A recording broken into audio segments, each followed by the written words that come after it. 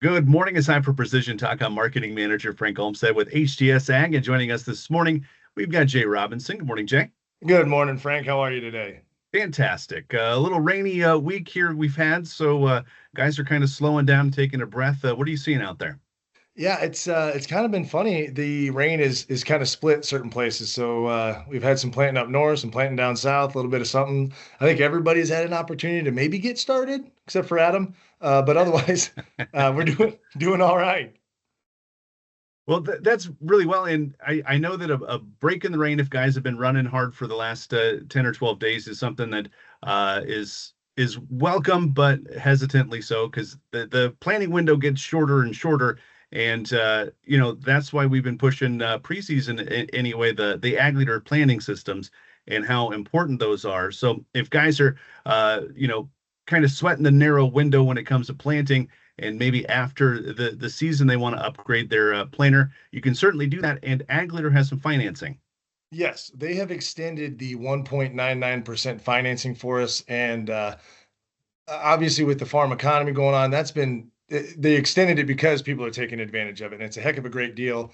And if you are thinking about wanting to upgrade your planter or add some technology, we can quote it as such. So it'll give you an idea of what it's looking like if you wanted to do the financing portion of it. And I know we really hammer it preseason, but a lot of times, and I'll be honest, if it didn't ever give you fits before, you might not have thought about putting anything on your planter.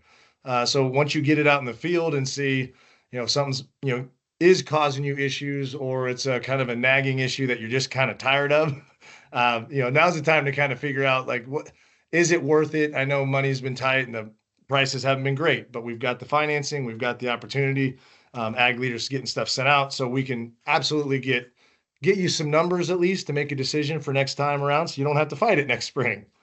Absolutely, and that's the other part I wanted to talk about is when you're fighting it and you run into questions. Service with HDS Ag has been exceptional for years and years and years, and this year is no exception. And we offer service plans, so if guys are needing after hour support, we can provide that as well. You get a direct line to our technicians after hours, and we've got a schedule of that up on our website at htsag.com. But Jay, you came over from the service side. Can you talk a little bit about the knowledge that you guys have?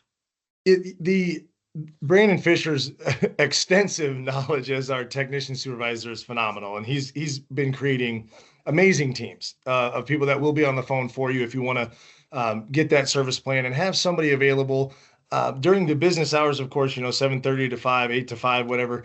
But then afterwards, you don't quit at 5. So between 5 and 10, you run into an issue. Satellite doesn't work. Your steering goes offline.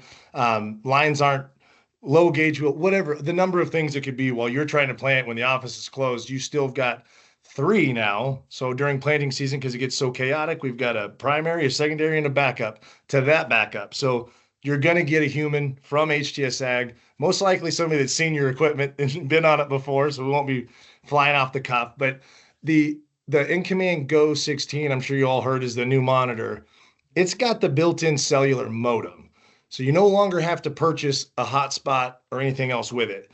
And I've been telling everybody, and then I may be wrong, but my personal opinion is the modem is the best thing that could have happened to that monitor, because when you have a connection and a free Agfinity account, we can see what you're seeing. And not only that, we can push 85% of the buttons for you on the monitor as well. So the time it takes to be parked at the end of the road, not playing, means a lot of money if a 10-minute call with a couple clicks get you going.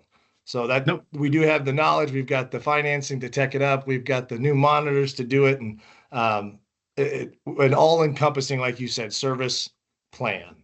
Absolutely. So you can give us a buzz here sometime and set that up, or maybe just ask some more questions about what's involved with that. But I noticed, Jay, you're wearing an Opie hat.